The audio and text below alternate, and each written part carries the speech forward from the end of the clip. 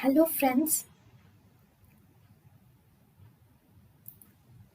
Welcome to Creative Medicine. In this lecture, we will learn about Now, treatment of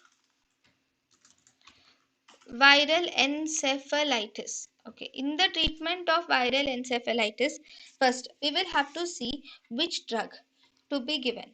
Now, if the patient has symptoms due to herpes simplex encephalitis, then the drug of choice for herpes simplex encephalitis is acyclovir. If the patient is a neonate and the patient has neonatal herpes simplex, even then we should give the drug acyclovir.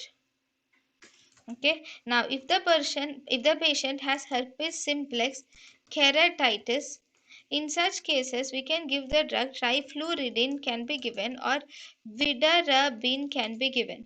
If the patient has herpes simplex orolabialis, in herpes simplex orolabialis, penciclovir can be given to the person. So actually in herpes simplex encephalitis, acyclovir is given to the patient.